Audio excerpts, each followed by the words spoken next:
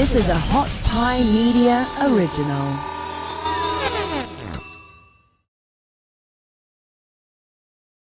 I love you, Amy Edwards. I love you, Justin. Man. You ready for this? Yeah. This is going to be a great episode. We've had a lot of great guests, incredible guests. This is our first, I guess we'd call it a solo cast, but you, my lovely bride-to-be, not officially engaged yet, but my future wife, I think this is going to be one of the most fun episodes. I'm excited for you to share this because I haven't seen you look this happy since I've known you. And you've looked pretty happy at times, but this was like you staring off into space with your eyes like lit up. I mean, I was like, whoa, you're happy. Yeah. Well, we've got something to celebrate. Mm-hmm. An incredible thing to celebrate. Maybe we'll just get right into it. I think we should. It's a big step for Fight for the Forgotten. Oh my gosh. I'm so excited. Fight for the Forgotten is starting to plan and build, and we have a big portion of the initial funding to build our first actual real deal hospital. Mm-hmm. I'm so happy about it. Tell people why this is such a crucial thing for Fight for the Forgotten.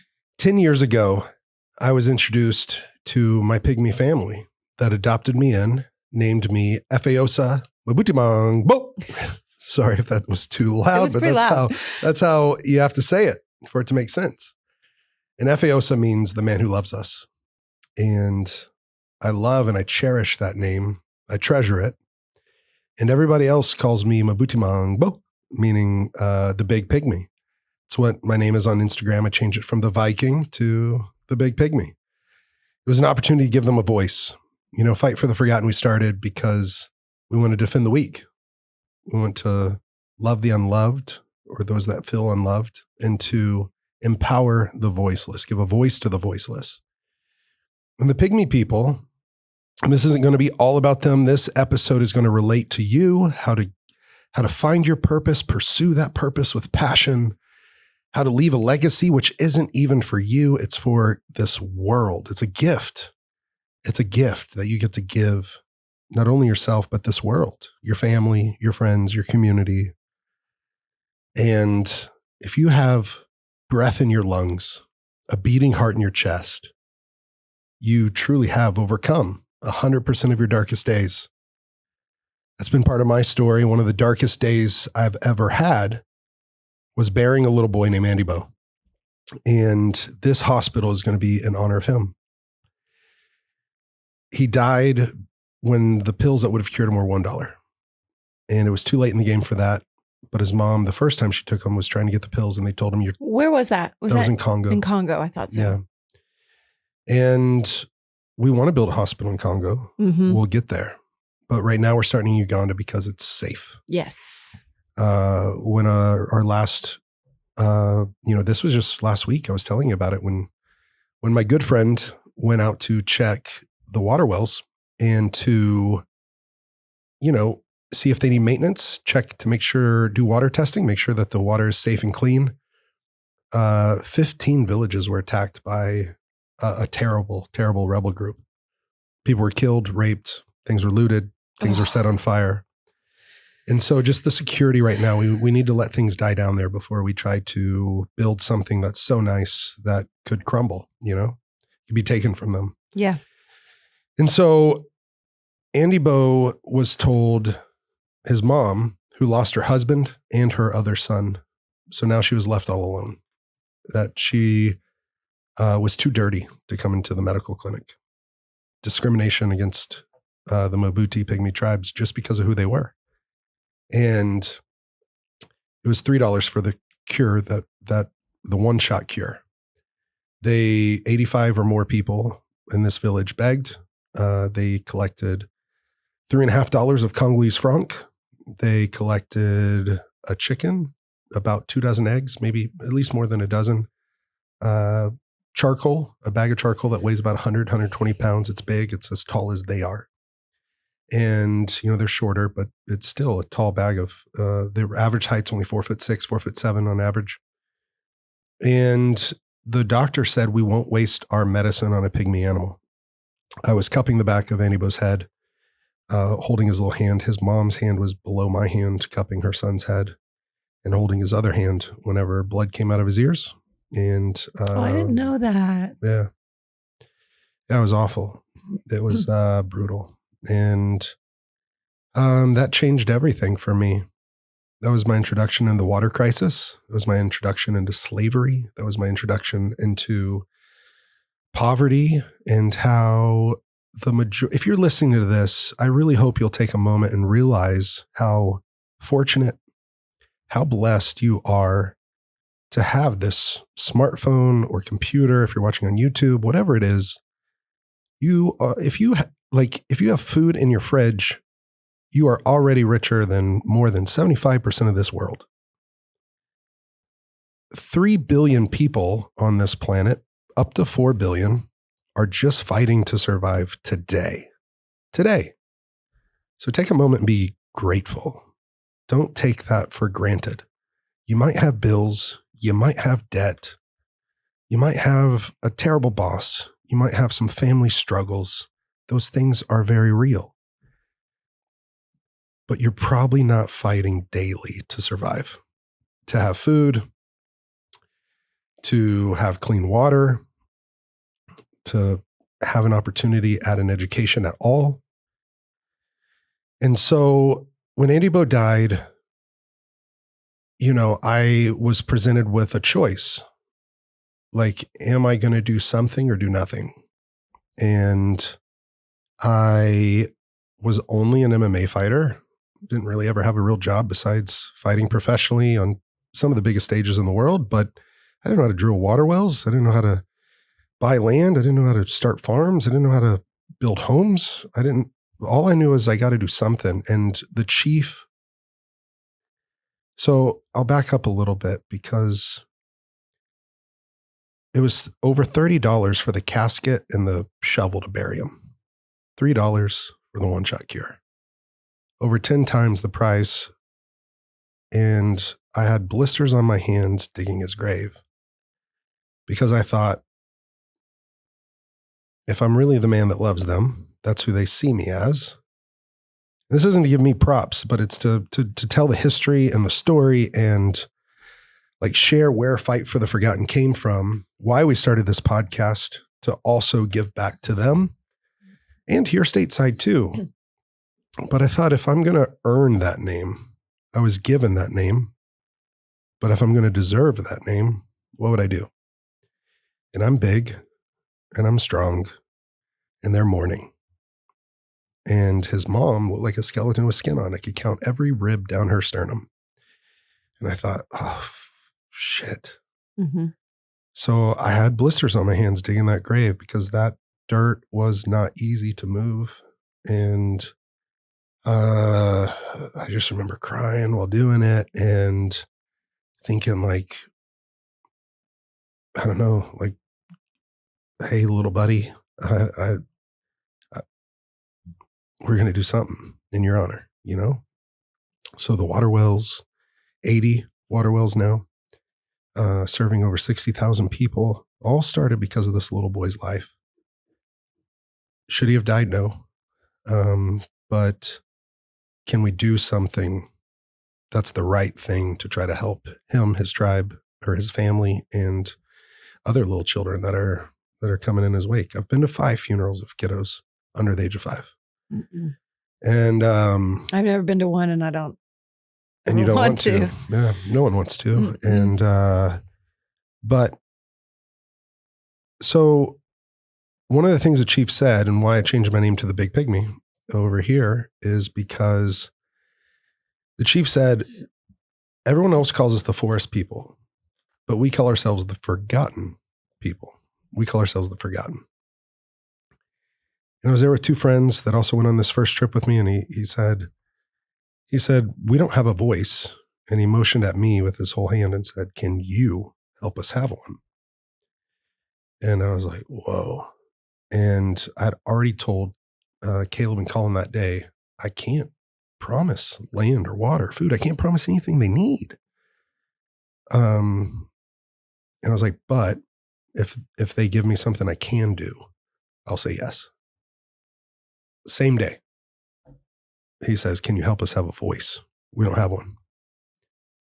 And I said yes, but I think everything in me probably screamed yes. My soul, my heart was like, yes. Your inner voice was like, yeah, my inner voice was like, yes. Mhm. Because, I had friends like Joe Rogan, or I had a platform in fighting, or I had tens of thousands of people on social media. And like, finally, instead of just fighting against people, I can fight for people. And this was my opportunity, and I could say yes to that. Because listen, I just preface it with I had this platform and these friends, right? But what people need to understand is that you have a voice. I mean, that's your calling, Amy. Can you speak to that a little bit? No, Anybody in America with free speech, like, you have a voice, right? I love hearing you say that. It Oh. means a lot to me because that's how my life has fit together. And I'm like, oh, it's about my voice. It's about inspiring others to use their voices, because we all have a very unique story that's only ours.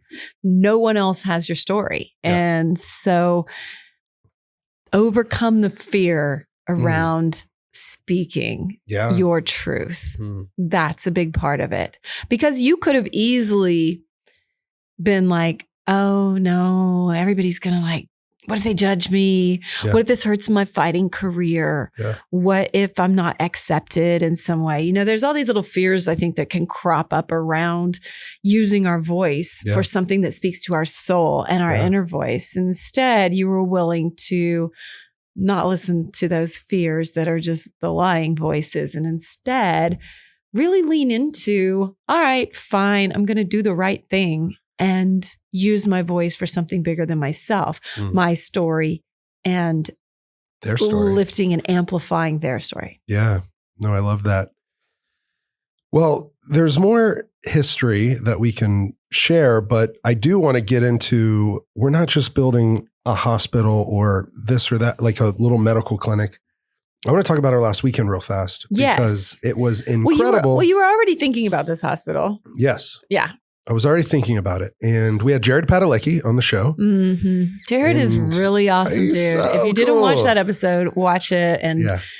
know Please. that he's a real deal. He shared some stuff in there he's never shared publicly. I know. And I think it was brave. It was bold. And the feedback I was getting in my DMs, you too, like, it really helped a lot of people. So if you haven't heard that episode, please go listen to, I think, episode 3 Yeah. with Jared Padalecki. And he'll be back. He'll be back. Mhm. He's an awesome a friend guy. of the show now. He's a friend of the show. We just went to a comedy show with him last week, and he connected me with Michelle, who was awesome, who helps him. So awesome. And Michelle connected me to Jennifer, who's connected to Random X. And Jennifer connected That's always how it me goes. It's like this one to- connects to that one, yeah. connects to that one. And the domino started from Jared being on the show. Mhm. Jared has donated 3 or 4 times since to fight for the Since, and it's forgotten. been like literally like a month. Yeah. It seems like every week he's like, I got another donation for you. We actually just got a $5,000. I don't need to put a number on it, but they were asking him at the CW for Walker, Texas Ranger, to do an interview, a bunch of interviews, actually, I think. And he said, no, I don't really have time for that. And, we're in the throes of filming. And they're like, Jared, we'll pay you this. And he goes, that doesn't do it for me, or something like that. Right. And He's like, the answer is still no. yeah, the answer's still no. And then he thought, oh, what if they would donate that to Fight for the Forgotten? Are you serious? Yeah. So we talked to him, and their PR person, public relations, he goes, look, if you want me to do these, don't even give me the money. Y'all donate it to Fight for the Forgotten. Oh my. And they go, oh, we'll have to talk to legal or this or that or whatever, which is really awesome that they did and were open-minded to it. And then they got approval. And then, so thank you to the CW for donating to Fight for the Forgotten in a big and meaningful way. We really, really appreciate it. Thank you, Jared, for being an advocate for us. But to get to Misha Collins. Yeah. Misha Collins, a co-star, an incredible actor, also a poet. He just wrote a book. I know. I kind of flipped through it. It looks very interesting. Yeah, a book of poetry, a book of poems. And he started randomacts.org. This guy, before he got into being an actor, worked at the White House. I saw that. And then in PR. Yeah. Mm-hmm. And so he has started Random Acts, and they've done some incredible work around the world. And their whole thing, which is really cool about nonprofits, a lot of times you pigeonhole yourself, like a water well drilling, they can only drill water wells or do sanitation hygiene around that. Breast cancer, they're only going to fund stuff like that. What I like about Fight for the Forgotten and Random Acts is Fight for the Forgotten is about anybody that feels forgotten. And that's why it fits so well with bullying prevention exactly. here. And I think we're in bullying prevention month right now. And it's like, oh, someone's helping this group. Well, let's let them keep doing what they're doing great. And for the Pygmies, no one was helping them. So we will step in. Raiden, when he felt alone and forgotten, and, we stepped in. Yeah. So that's kind of our criteria is how do we help those that aren't being helped? How do we serve those that aren't being served? And for Random Acts, it's just anyone wanting to do anything great, a random act of kindness, and they will fund it. Hence the word random. Random, yeah, for sure. Which is really great of this organization. Mm-hmm. And it looks like we will potentially be getting, they still have a board to vote on this, but they kickstarted the belief in me to let's do this, let's do it now. I had a great call with Misha for well over an hour, and I've had a couple of calls with him. Jennifer has been helping out so much with their organization and encouraging me, and have you thought of it this way? Have you thought of it that way? Because they've built a school, and it started by just funding school buses, like a school bus to get to these kids to school. Then they're like, they need a new school. So they built them the most sustainable building in all of Nicaragua, an incredible school that serves those that were pregnant, which in Nicaragua, if you get pregnant, you can't go to school. Mm-hmm. So they started one that, yes, you can come to this one. Oh, and I think that's part of the thing that, just to address that really quick, is just do something, even if it's saying something, even if it's a video, even if it's trying to put one act in, start a GoFundMe. I don't know what it is, but just something. It tends to grow and domino effect, and you don't know where it's going to lead. So just like give it a shot. Yeah, absolutely. I love that. People will come up to me sometimes and ask, well, I can't do this or I can't do that. And you've done something that in their eyes might be pretty big.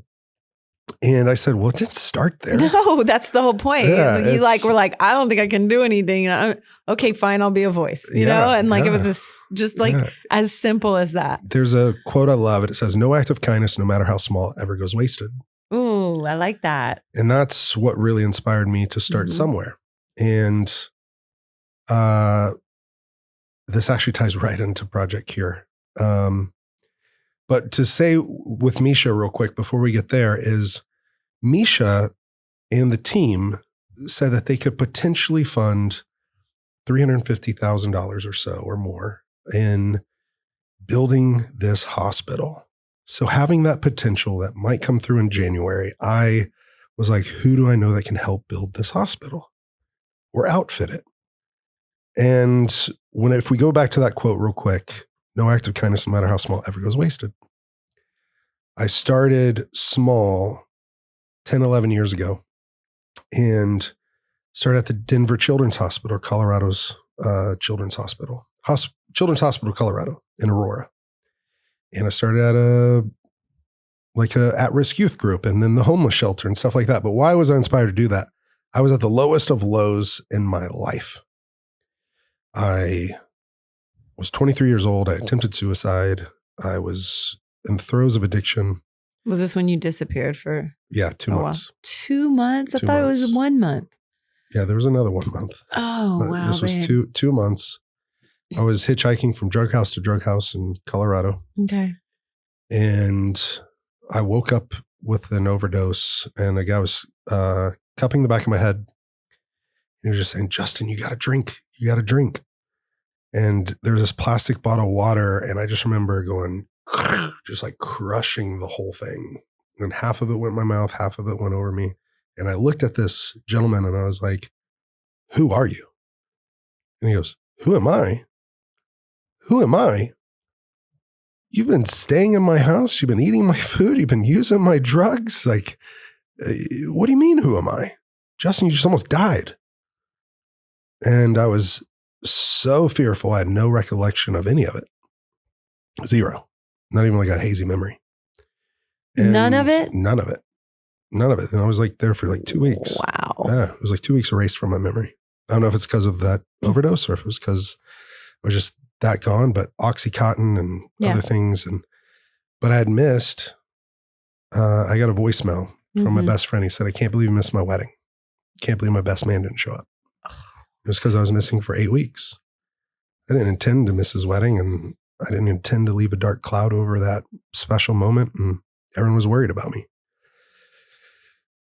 Anyways, I came out of that, and I met a friend named Jace Jackson. He is, to me, a big, bright light. He's a young man that went through bullying like I've gone through bullying. We had a really special moment where there was like a reconciliation and stuff with him and his bully from the past. And anyways, Jace brought me to his grandpa's house. And I was like, cool, I'll go to your grandpa's house for like Irish dinner or Irish breakfast. And what's an Irish breakfast? Sounds like it involves alcohol, frankly. Yeah. Well, I don't know if this did, but I don't think so. And well, they had their gooseberry jam that you just had in Colorado. So, it was really good. Like this red currant stuff they had. Anyways, it was Irish. And it was about 10, 11 years ago. So I'd be making it up. Okay. Yeah. So, but it's really good. But his home was like a museum.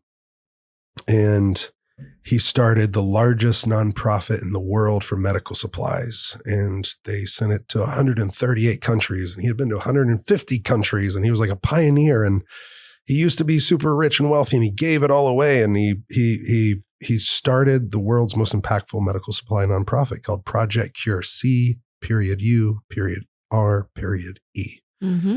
Dr. James Jackson. And he's 80 now, but I met him when he was like 69 or 70. And that man was a world changer. And it started small, and he just inspired me to just start small. Start where you're at. Use what you have, where you are, to get what you need and what you want to do. And I was like, wow. And he told me about the quality of relationships. And so that's what inspired me to be at the Children's Hospital. And I was in the darkest time of my life. And I was just like, whoa, impacted by this man, his story, his family. And I just watched him, and they invited me over again. And I'm like literally just a fighter, just a knucklehead that's using and not doing much with his life. But they saw something in me. And they, when Fight for the Forgotten came around. Thank you. Real. Yeah. Thank you so much, darling. But they donated to Fight for the Forgotten the first time. They've helped me send me there for a year. They inspired me to start Fight for the Forgotten.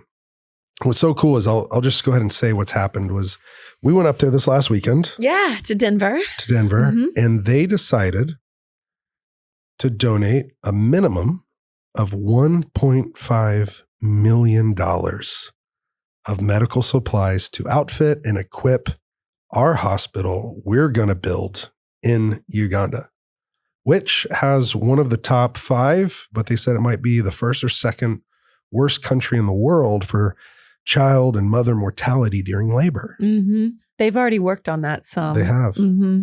But then the work had to stop. But yeah, because of their partner. We sure are. Yeah. Mm-hmm. And I was blown away. The CEO, Doug Jackson, the son of my inspiration and mentor, James Jackson, has done incredible things over the last 33 years, both of them. But Doug has taken it to new heights, and he's been an inspiration to me. And along the way, I would go have meetings up in Colorado with him, and they would inspire me to keep going.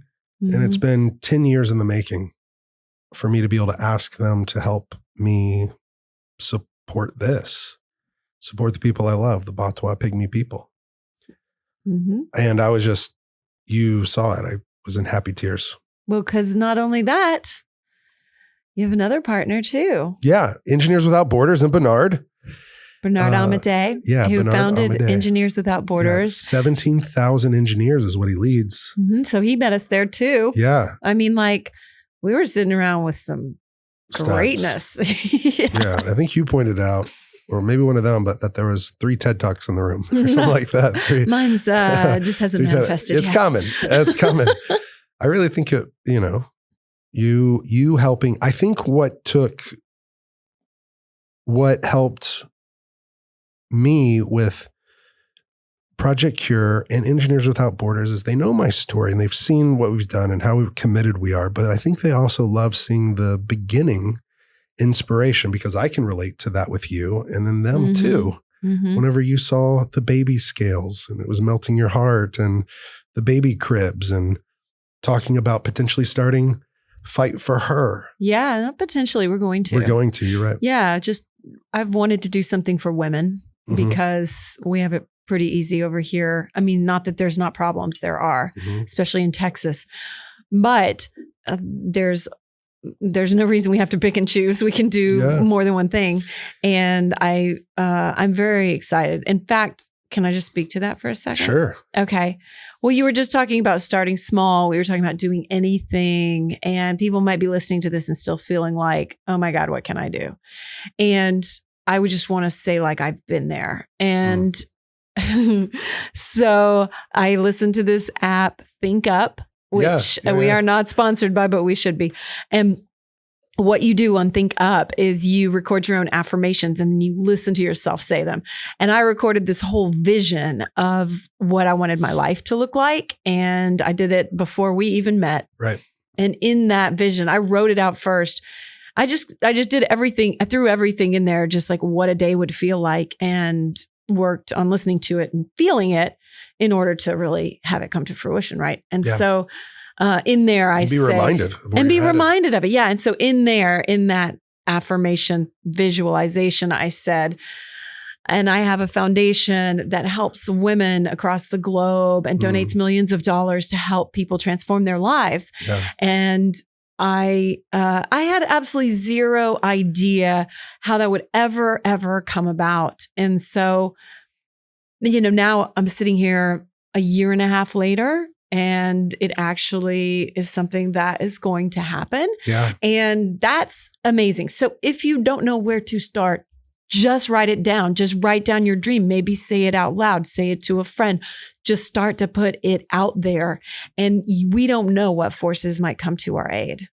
So I just wanted to encourage people to do that, because I really am on the complete side of your listeners and everybody that's feeling like, I don't know what I can do. You literally can do anything, anywhere, for anyone that you are called to. It can be here, there, or anywhere, or everywhere that you feel called. Now, when it's everywhere and it's sporadic, like, you might not have as much impact, but start somewhere. And I was like a shotgun, just spread out, and now I have a laser focus, and it's happening. But I had to have that experience to be like, you know what? These children's hospitals are amazing, and I love these kids with cancer and being by their bedside and wheeling them around. But oh my gosh, this is really, really hard. And I'm called over here for some reason now, and now I'm back over here. But now there's like this laser focus, and I want to impact people that are in homelessness if someone is drawn to me or I'm drawn to them. But it wasn't my calling to be on the front lines, boots on the ground at a homeless shelter. It just wasn't. And I've done Thanksgivings and served turkey and all that stuff in Vegas and Denver and Dallas. And it was a good experience, and it was good in the moment, and it was the right thing to do.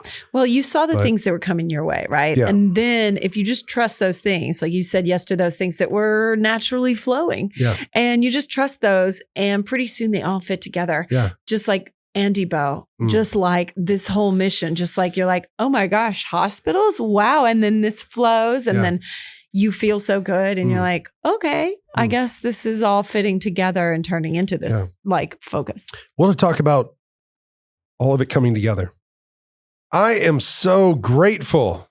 I just left On It Gym, ATX in Austin, Texas. Worked out with Coach John Wolf and our friend in studio, Chris Murphy. if you haven't seen his story, Miracle Smile Chris on my Instagram at The Big Pygmy. But Onnit has been so good to us, from their coaches to their whole entire staff. I get to work out with their staff on Mondays, Wednesdays, Fridays at 1:30 p.m. But guess what?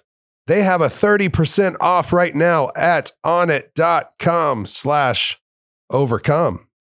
That's specifically on one of my favorite products, which is Total Human. This is a morning and night support pack that you can just know that you're getting some of the best fuel for your body at one of the most cost-effective rates. It provides immune, cognitive, mood, and vitality support. Oh, it does. And it's got some of their best products from the entire lineup of the Onnit brand. If you're going to start somewhere, maybe start there.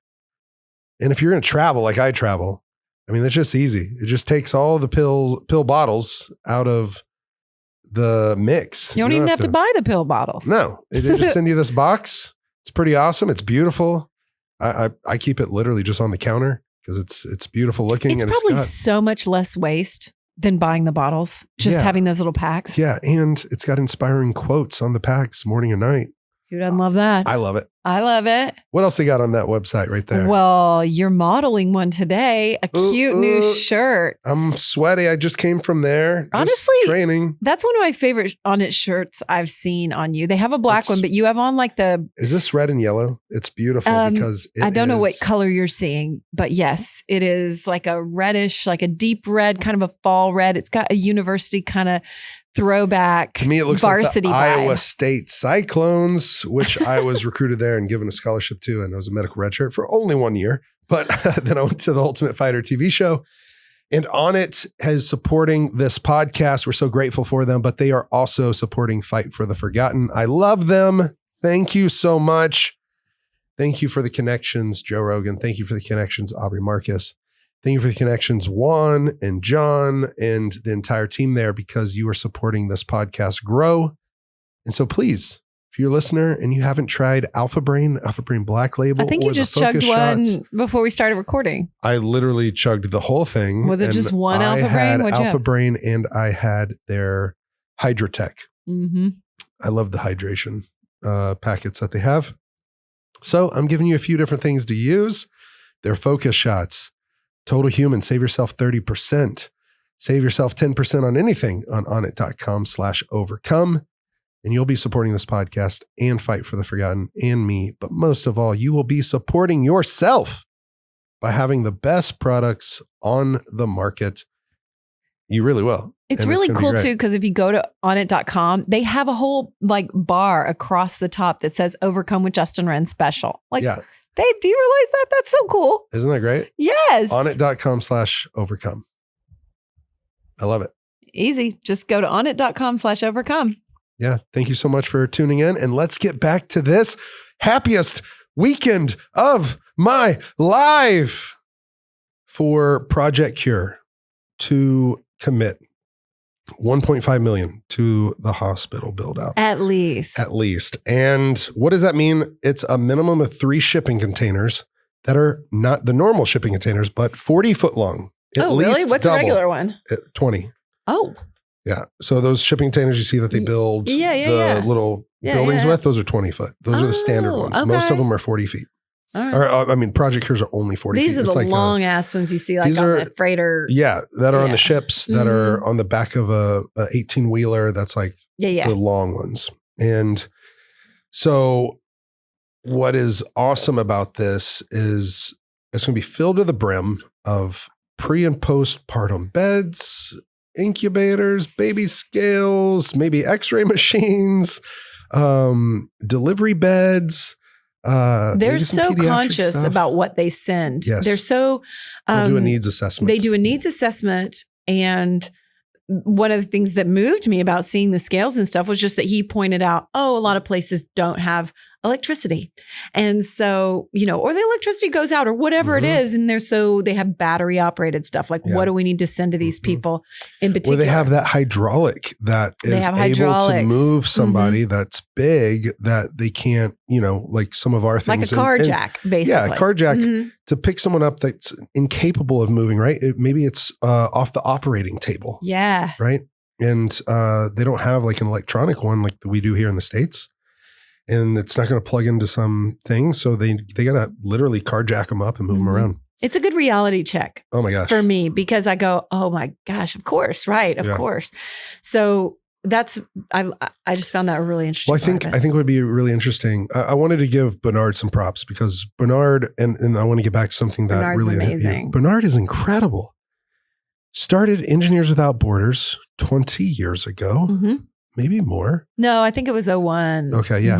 20 years ago. And no, you're right. I believe he even said that in his talk we watched. I think so. And he leads 17,000 engineers around the world. And whenever he went to university, he was taught how to build for basically the top 1% or the top 10%, millionaires, billionaires that, big buildings that are going to make big profits and that are going to, be office buildings and things like that with great views. But what he said was lacking 20 years ago was that there wasn't any sustainable development or sustainable engineering departments at American universities.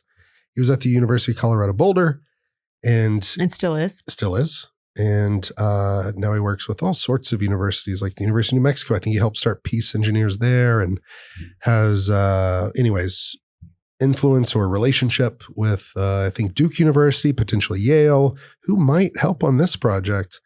What? And that just blows my mind. It really does. But Bernard helped us build the homes because of our friends at Conscious Coalition who helped us with women's empowerment, conscious leadership, conflict resolution training in Bundabugyo, or the district we work at in Uganda. And so he was already in on this project.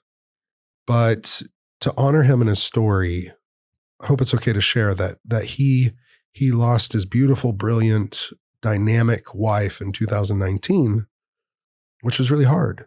And then COVID struck. And, for him to tell us that he's going to retire in a year or two, but he's all in on this. And he wants to help us build a hospital. And right next to it, I forgot about saying the school. And right next to that, a multicultural center. And then with these water towers, how about we have the wastewater go out into the agriculture so that it's like irrigation and helps the land grow better crops, or it gets the wastewater away to a safe distance so mosquitoes aren't collecting in a place that malaria is a hotbed.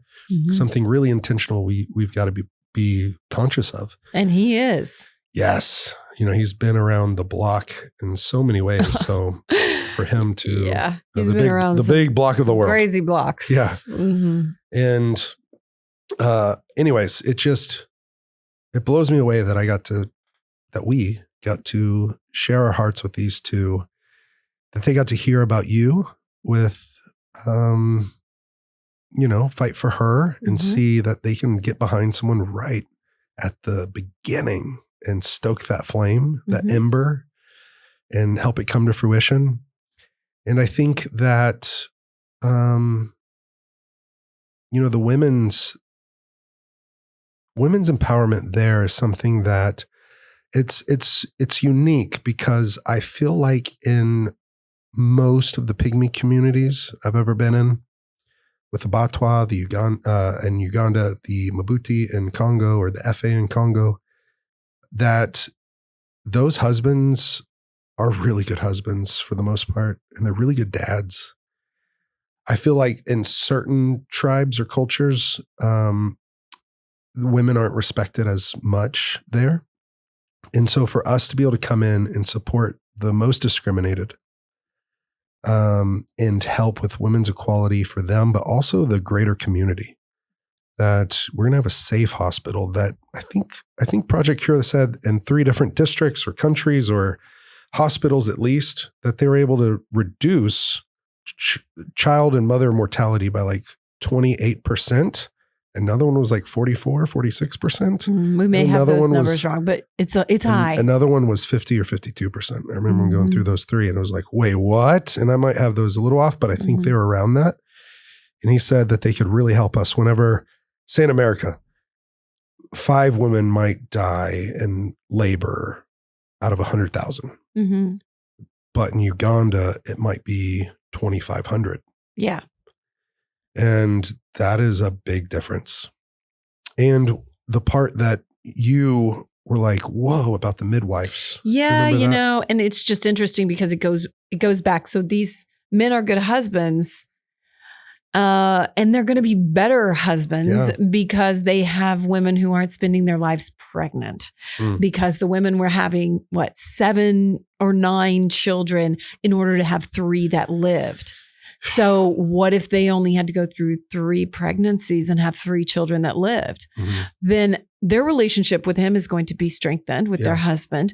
Their education, everything they do is going to be stronger because they're not spending their life and all that time doing that. And so we're going to train the midwives, which is what they've done before, to understand the first moment, the first 60 seconds of birth, when a child has that apnea. I can't remember what it's called. Yeah. Well, one of the apneas is whenever they're born without breathing, and the other is they start breathing and then they stop.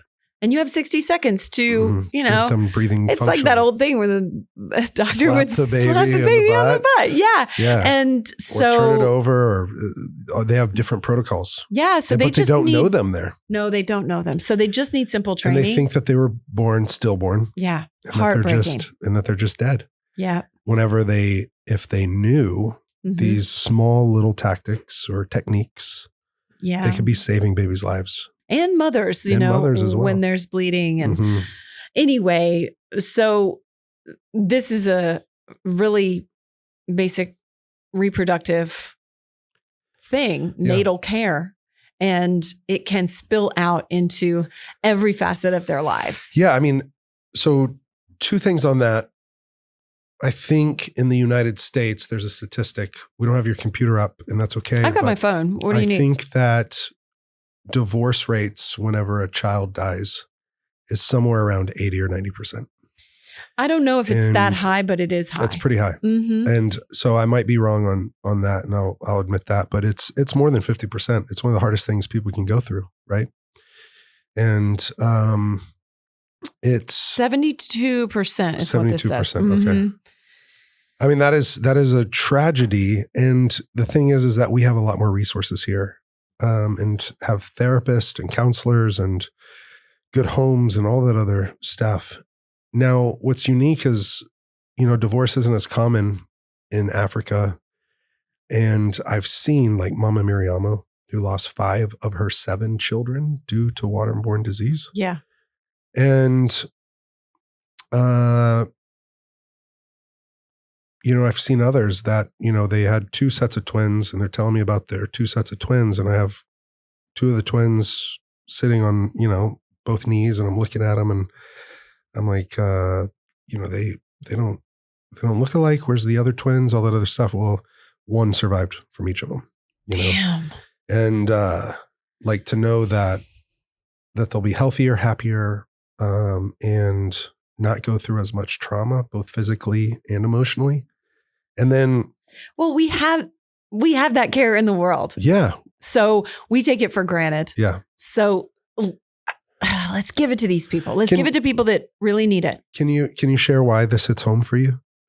Oh, well, with like we were talking about with your voice, do you feel like maybe you don't have a story that is impactful? Well, you do, whatever it is. And it just came to me this weekend that, I had a really hard birth with my first child. I tried to have natural childbirth because I was like idealizing the whole thing and romanticizing it. No one's giving awards for that. Yeah. So anyway, I mean, I just wanted to do what was right for my kid, right? But whatever, I needed drugs because after about 12 hours of labor, it was about 12 hours, I was just crying and in pain. I had an uncooperative cervix, which, You don't want that. Yeah, I guess not. And so it was 17. And Sydney was turned the She was wrong turned way. the wrong way. It was 17 hours of labor. Yeah, she was turned the wrong way. 17 hours of labor. Yeah. And after your water breaks, if it goes over 24, you risk rate of infection. So they have to do a C-section. Just speaking to all the men out there, we cannot relate to that. You women are so tough. You're so strong. Y'all wouldn't make it through menstrual cramps. I am a professional MMA fighter. I get punched for a living. But no, I do not want to go through childbirth. That sounds brutal. Well, the point was... It sounds brutal. 17 hours. Yeah, it was rough. And somehow the epidural like crept into my face. I don't know. Anyway. I thought climbing Mount Kilimanjaro in the summit day, 20 hours climbing up to 19,341 feet. I would kind of rather do that than go through childbirth. Yeah, me too. That's what I'm saying. I thought that was tough. And maybe it is, but geez, you women are like... It's rewarding at the end. Superheroes during that moment, during that day. Although then you're exhausted for like 4 years straight. But the point is, we had medical care. Yeah. At our fingertips that we take for probably granted. Saved yours or Sydney's life. I mean, if I had been in a covered wagon in the Old West, in the 1800s, who knows, right? What if you were in Uganda and all you had was natural birth? Right. That's all you could do. Right. So we take these things for granted. For them, they squat over a hole. And we get on a bit of a high horse about it, I think, because, we're like, oh, but I want to have an at-home birth in the tub, or whatever it is. You know what? There are people who would give anything for good medical care. Yeah. And so... And it's not to shame anybody, but it's to open our horizons. Yes. Expand our horizons. It's just to understand that we are able to do that as a privilege because we have a hospital down the road. And we can get there if we need to. And so how lucky are we? So I'm not faulting anyone for feeling that way, but I am saying, let's just pay attention to the privilege that we have and what can we do to give these necessities, as I'm going to call them necessities. Yeah. Human rights. Mm-hmm. Human rights. Mm-hmm. So I'm really excited. You're already passionate about Fight for Her. Well, you mentioned it months ward. And months ago and said, we had thought about doing this initiative and it just stuck with me. And I was like, oh, wow, I love that. I just want to help women. Yeah. Well, we're going to. Yeah. And if you're a listener of the show, you are helping already. Reason being is we give a portion of our proceeds from this podcast to our nonprofit. And Hot Pie supports. Absolutely. 5%. That goes straight to Fight for the Forgotten, which I'm so grateful for Hot Pie. And this. Well, I mean, it started all here with you, even us falling in love at Hot Pie. We met in Sedona. We're at this very table, honey. Wow. There's like some magic in this table. What kind of wood is this? Where did it come from? Palo Santo or some particle board. Yeah. But so thank you, Hot Pie. Thank you to our listeners. This matters. And it's the legacy I hope this podcast leaves. Yeah. Is that you can overcome your darkest days, your greatest struggle, the tragedies of grief, of loss, of regret, and you can just do the next right thing. And it feels good. It feels so good. And I just want to say too, I think sometimes people can get caught up. I know you've had comments before on stuff and people say, oh, but there's so much you can do right here. You don't even have to pick and choose. You can do good stuff there. You can do good stuff here. Yeah. It's all possible. Yeah. Well, every dark nook and cranny on this earth, I think deserves light and love. Oh, I like that, honey. The vision statement of Fight for the Forgotten is defeat hate with love. Mm-hmm. And what I love is in Uganda, they've kind of reversed that and they say, love defeats hate. And it's like, yeah, either way, defeat hate with love and love defeats hate. And so just do it for the person next to you. Actually, do it for yourself. Do it for yourself first. If you, like me, have struggled at times, whether it's depression or addiction, or just you goofed up and you heap some hate on yourself, some self-hatred, self-loathing, or just you get down and out and you feel like you deserve to be punished and isolate, not call people back, and kind of put yourself in timeout. Look in the mirror and tell yourself you love yourself. What you encourage me to do, Amy. It helps. You know all the other side of it all too well. Yeah. Darkness isn't good for any of us to live in. We're meant to live in community. We're meant to live a life of love and compassion and to put it in action. And so, I love, so to bring it back to Random Acts, our potential partner that could help fund this thing, at least a big portion of it, is Random Acts. We have our program, Heroes in Waiting, it's Bullying Prevention Month, and it's our stateside initiative. We've been in over 100 public schools, and we've been in over 100 martial arts academies, and we have this free program that is a 12-week course, 12-week training for kiddos, and it's 12 weekly hero challenges. And, there's different ones, but to relate it to Random Acts one is go out and complete a random act of kindness. Write down what you did, journal it, come report back and how it made you feel.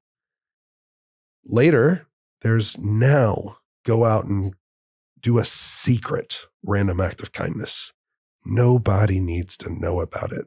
Just you, And in the program, we report back to it and how'd that feel? They didn't know you did it. What was their look? Did you even notice? Did you get the opportunity? You're not always going to get the opportunity to know how they responded. No. It's great when you do. And actually, that's a great thing, to not know, to just let it go. This was the right thing. And, but, I think a hero, which anybody can be, is just seeing the need and taking action. And you don't need it for Instagram likes or even podcast views, which we want podcast views. We want this to inspire the world and inspire you who are listening. But that's not what it's about. It's about doing the right thing. It's about creating change. It's about living your best life right now, which honestly is making this world better. Yeah, you make your own life better, you'll make this world better. You're using what you got to add value. Like that? Yeah, use what you got to add value. And you don't need money to do it. No. I mean, we need some donations, absolutely. And we have our Fight Club, and anybody can join for $5 a month or more. We'll do some special things, send you a shirt and some wristbands. But this is the thing, I'm not making an ask right here. I'm trying to tell you, or you, Amy, or me, what I needed to be told. Tell me, I need to be told all the time. Is people will tell me, actually, Chris is even in the room right now. And sure Chris, if you didn't check my Instagram and see Miracle Smile Chris and see what Dr. Dave Frank did and how this whole story came together, it's Chris's first time in studio. Oh, welcome, Chris. Is it really? It is. Oh, wow. And he helps us pull clips for YouTube does. And my Instagram and social media. Mm-hmm. But I remember Chris saying it, and I'm not just pointing you out, brother, because this has been told to me 100 or more times. He's saying he remembers that. He's like, but I don't have the money, or when the money comes in, or I can't donate $1 million, or I'm not rich and just have it to give away. And it's like, yeah, neither do I. And neither do a lot of people. Me either. Yeah. But you give of yourself. Yeah. And when you give of yourself, the provision comes. When you have a big vision, I think there's going to be big provision. And when you put yourself out there to just anybody and anything, when you can help, who was it? I think it was Zuby saying that, when someone is out pushing a car, one person, other people would get out and help. And I think there might only be 1 or 2 times when it was unsafe and on the other side of the median that I didn't get out to help someone push their car. It's that didn't take any money. It doesn't really. Yeah. And we were talking about voice. Yeah, use your voice. Be an advocate for whatever you're passionate about. Give a minute. You can Give be a minute of social your voice. justice warrior, but just don't be a douchebag one. Mhm. I mean, like Give whatever you're passionate about, like do it in a kind, Give compassionate your way. kindness. Give your kindness. Yes. Mhm. And I mean, I speak up for people, but I think some people are doing that virtue signaling sometimes, where it's they say it's about What does this that mean? purpose. A virtue signaling? It means You know showing what? up. I don't know Let's if look I'm it even up. properly saying it, Let's so look it I up. don't want to be I'm gonna quoted. look it Look, up. I got it. If you're not watching on YouTube, I just got a new tattoo, a sleeve. That's Just saw it on myself. I'm like, whoa. You got a Virtue big tattoo signaling there. definition. I The think- action or practice of publicly expressing opinions or sentiments intended to demonstrate one's good character or the moral correctness of one's position on a particular issue. I think it's making it about you. And Yeah, not really it is. about Like what it's like matters. showing off, I think. Yeah. Like, oh, look at me. I'm, Yeah. hashtagging. It's like the person that says how humble they are. I'm so humble. You I'm still the haven't most listened to that humble song. person. I haven't. I need to listen to it. What was it on? It's on Pop Star, Never Stop, Never Stopping from Andy Oh, Samberg. I haven't seen that. I Fucking need to. hilarious. I love Andy. He's great. Me too. I don't know why I went off on that. The Okay, thing is like the reason is like do it in an appropriate, passionate, and start small and watch the ripple effect. The ripple effect is something that I treasure and I value because it means the breath in my lungs matters. Whenever I recognize the breath in somebody else's matters too. Mhm. And when I get to give or get to impact or get to encourage, whether it's something tangible that they can take with them for the rest of their life, whether it's some sort of knowledge that they can use. And it's a good spot to look within yourself and find, am I judging? What am I judging myself? Am I looking at myself from a place of lack? Am I judging others? And a good chance to just drop all that and just go, all right, where can I just be kind and add value? Yeah. And not be judging or figuring out. Because even we've had some times where we were strapped for cash and, Yeah. Yes, we have. and, still, if I have something in my wallet, I want to give it to somebody on the street I've because seen you do that. you have seen me do that. And I've seen you do it whenever the same day you're talking about financial struggles. I and then you know. see someone on the side of the road that's And I don't know what they're This going to woman spend it and- on, but I don't care. It just Yeah. is about giving and not judging and trusting that what you give comes back to you. yeah. But not even for it to come Yeah. back to you. Just I to think- do it. Just to give. just to do it. I think here's something we can have a conversation about because Okay. I agree with you, but I also think that opportunity is greater than charity, and it's easy for us to give a hand out. It's harder for us to give a hand up, but there's one that has more payoff long term, and there's one that in the short term might help. But there's a great book that inspired me called When Helping Hurts. Mm-hmm. And it really challenges people to think about your good intent, your good deed. Is it going to help or is it going to hurt in the long run? And so what I mean by that is there's a lot of charities. I'll take it to water. There are over 230,000 broken wells in Africa right now. That is billions of wasted charitable dollars with a B, billions. And it's because some big organizations went in there and they didn't train any locals and they had a quota to hit with millions or tens of millions or billions of dollars to drill these wells. Probably not billions, but they have to hit a quota, punch holes in the ground, get going. They don't have any relationships. They don't know the community. No one has a way to follow up. No one's been trained. It's too expensive to fix. No one has the knowledge to fix it.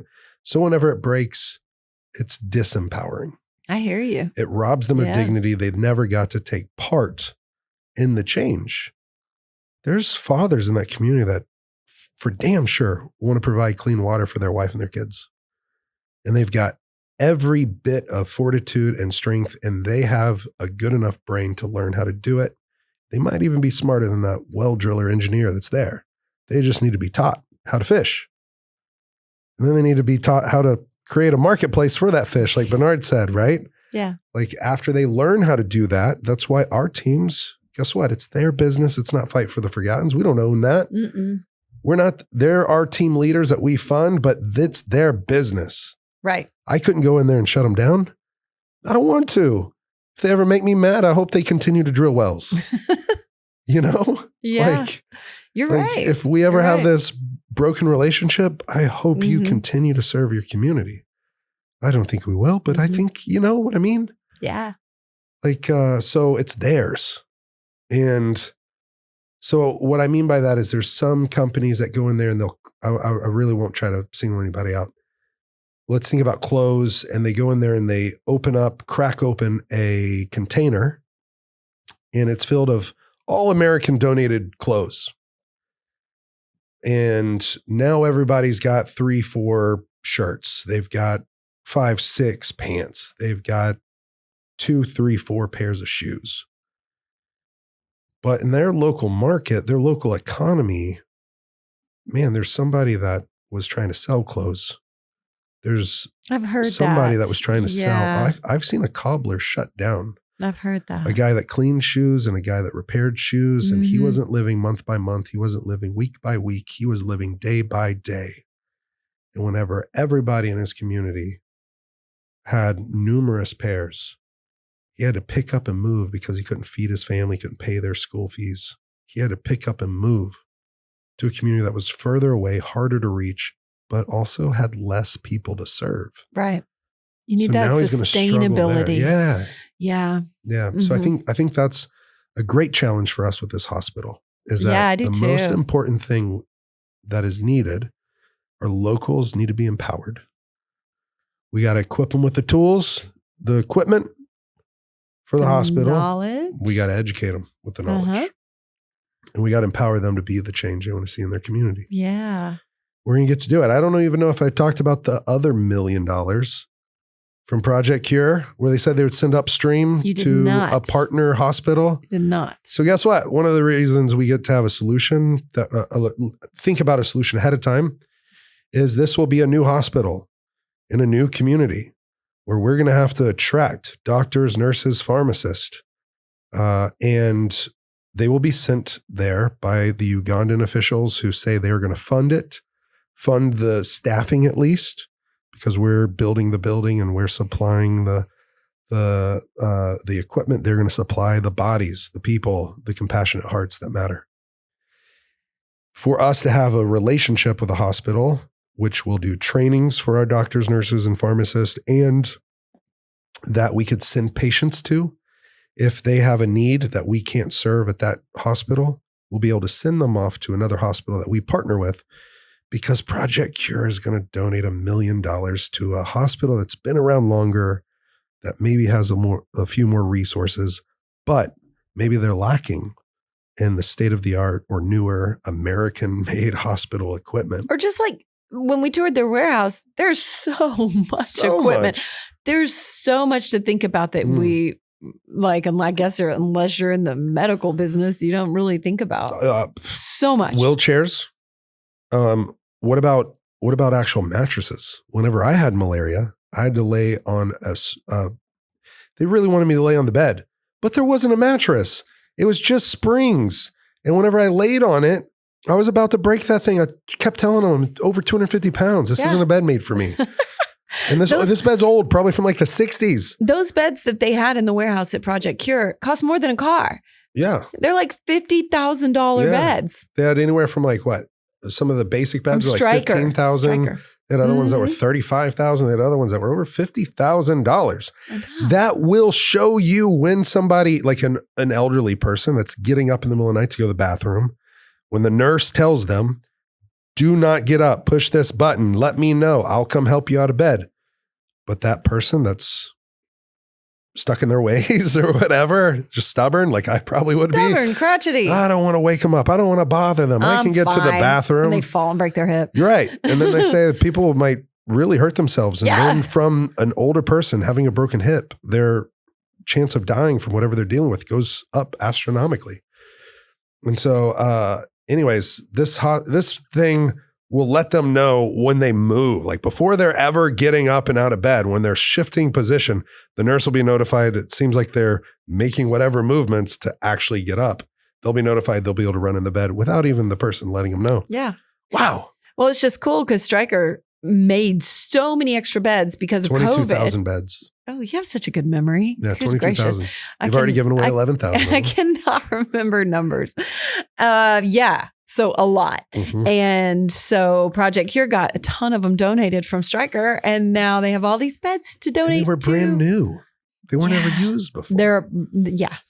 So they And have they used equipment, they have brand new stuff, but just the sheer volume of stuff that they've got. Well, And they've got 7 warehouses in the United States. I mean, how amazing was the Denver warehouse?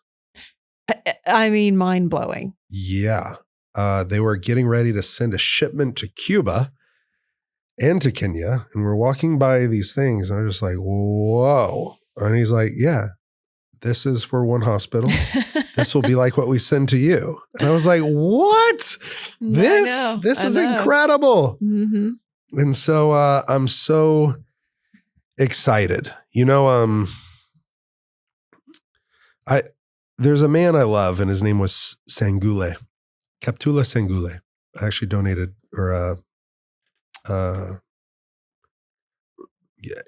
my book I dedicated to Andy Bow and to the memory of Kaptula and Sangule and little Mo.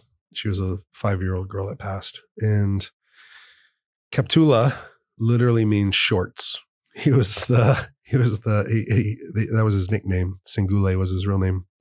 But Kaptula basically means he was always wearing shorts. He didn't like to wear pants. And so he was the pygmy man that would just wear shorts. And when I met him, he had tuberculosis. And I'll have to show you a picture. It's in my book. Then I've probably seen it. Did you see the man that was sitting there? There was like a before and after. Yeah. That's who I thought you were talking about. Yeah. Mm-hmm. So anyways, everyone else called him Kaptula. I normally called him Sangule. And so he was a grandfather that got to see clean water for the first time. And he was sitting there almost, lifeless, struggling, starving, one lung completely dead inside of him, not able to bring in any oxygen, filling up with blood and or fluid. Damn. And we took him 7 different times. I took him, personally drove him to a hospital 7 different times. Stayed with him over the weekend, or would stay with him a week. And we would sleep on, so they would have just these little foam mats that literally I can fill the concrete through. Mm-hmm. I mean, they're maybe 2 inches thick at the most. And they only had one in the room for him. And so, anyways, he would scoot over against the wall and he would pat the bed and he would make me sleep half of my body on the mattress and half of it off. Or I would even turn my back and his back's against the wall and my side is on the bed. He never put his arm around. We were never spooning, but he was just so sweet. He didn't want me sleeping on the concrete floor. Hey, I've slept on a twin bed with you. Yeah. So I'm a big boy. Yeah. But I can imagine. he was 4'7" at most. But anyways, I just remember how sweet he was. And I got to let him try soda for the first time and these face filters. And we just had a blast. And he was getting so much better. And I came back to the States after a year staying there and he was still continuing to progress. And then just one day that lung filled of infection now because, they don't know how to remove somebody's lung and do lung transplants and stuff like that. So he passed. And I'm just thinking I really, really hope that tuberculosis is curable. Yeah, it's a terrible disease and it kills a lot of people. But we've got all the tools, all the technology, and all the medication. Sometimes it just be medication. Sometimes it can be just hygiene, sanitation hygiene. And I really think we started with clean water because that was the biggest need. Then other things. So I guess what I mean is just having all the spokes in the wheel. All the spokes in the wheel. The land, the water, the food, the homes, the toilets, or at least the latrines, hand washing stations, the education from the school, the multicultural center that honors every tribe in the region, the football field, the soccer field, to where they can host games of reconciliation between tribes that used to oppress them. And then having a hospital that serves the greater community, but that they will never be denied hospital treatment again. Well, my last trip, they were denying people from getting bodies like just weeks before I was there. An old man died and he was denied hospital treatment. Then he died, and then the hospital wouldn't let them collect his body, reclaim his body, a human right to have a funeral. And so that's not going to happen anymore. Mm-mm. Yeah. Might be a year down the road, but I really think it could be sooner. So Overcome podcast is part of this. On It is part of this. You got your cute shirt on today? I do. It's sweaty. I came in here.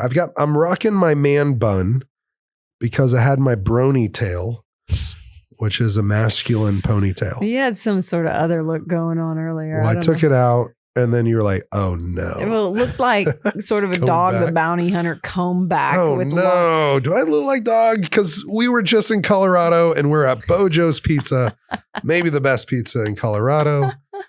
And our waitress called me Dog the Bounty Hunter. She goes, "Come on, Dog the Bounty Hunter. Time to order." Look, you're big, blonde. You have long hair. So, yeah. No. Anyways. But anyway, yeah, it was a look. And so anyway, I like your bun. Thanks. It's cute. You put it up. So well, I know. I did it. Is it a man bun or is it your honey bun? Oh, honey bun. Honey bun. Yeah. We don't want to make everyone gag. I love you. I love you too. And I am so excited that we got to share this on Overcome today. I am too. I think that this, we'll do more backstory. We'll do my life history. We'll do some great interviews with so many great guests from Olympic champions, world champion surfers, Harvard professors, world's leading experts and doctors and New York Times bestselling authors. We got some great guests lined up, comedians, MMA fighters. There's going to be Hall of Famers in here. That stuff's really, really cool. And those people are really, really great. But we're also going to have some people on this. I want you to get excited because we're going to have some guests with real stories that you might not really know because that's the thing. Their voice is important. It is. Their story and we're going to share inspiring. their stories. Yes. And I think what you're always going to be able to walk away with is with some hope, some fuel to your fire, that whatever you're going through, you can rise up and you can overcome. Mm-hmm. And that this podcast is going to change lives. It's changing mine. It's changing mine. And I really hope it's changing yours. I believe it will. Me too. If you can, please leave us a review on Apple. If you're listening on Apple, or even if you just have an Apple account, please go leave us a review because that will help this show grow. And that will also grow our impact. Follow, rate, review, subscribe, whatever it is. Follow on Spotify, like it on YouTube. Mm-hmm, Why don't you share it on your Instagram story or on Facebook, on Twitter, and we will reshare, retweet. We will, what about our email? Oh, yeah. It's overcomepodcast at gmail.com. And you know what? I haven't checked it lately. We need to check it. And some people have sent in stories and really cool we're people. So grateful about that. If you can, keep the story, a readable length. Yeah. Let's keep it 2-3 something that we can read. Maybe 4 at most. Yeah. Just, something really hit the highlights and we would love to share your overcome story. We'll do that in the intros voice. or outros and we will give you a voice. Mm-hmm. And who knows? I bet one of those one day will become a guest on the show. Oh, I have no doubt. Several. Will you want to provide that sort of platform? But please help spread we got to hear more. Yeah. It just fuels me up. It helps us keep going. And thank you for helping this podcast grow. It means a lot to us. Mm-hmm. And it's going to mean a lot to people that are going to be having babies. That's right. It's going to be great. That's right. It's going to help fund that hospital. And who knows what those people are going to do. The kids that are going through school, these kids that are going through school are going to be able to represent themselves on a national level for the very first time. Yep. Why? Because we're going to remove the excuse that they can't have representation for their tribe because they're uneducated. Boom. Boom. So let's get some of these pygmy kiddos. Oh, that's educated. cool. That's so cool. Let's do it. It's on the way. Yeah. Might be a decade or two away, but it's coming. Yeah. Big thanks to On It. Thank you, On It, for sponsoring the show. Big thanks to Pretty Hot Pie. soon, they're going to have a donate button in the checkout cart across all Onnit products, not just on the onnit.com/overcome where you save 10%, but all across the board, which is And incredible. they'll be matching all those donations. They will. Oh, yeah. They match it. So if you go donate through Onnit or our website now, they're going to match on onnit.com. So your $100 will become $200 or your $2 will become $4. That's right. So give what you can if you feel called. Mm-hmm. And I think courage is calling to us all to overcome. It's a good spot to end, babe. I think so too. Yeah. I sure love you. I love you too. Thank you for listening. Much love, everyone. Hey, don't forget to send your Overcome stories to overcomepodcast@gmail.com. And also rate, review, subscribe, and follow Overcome with Justin Wren.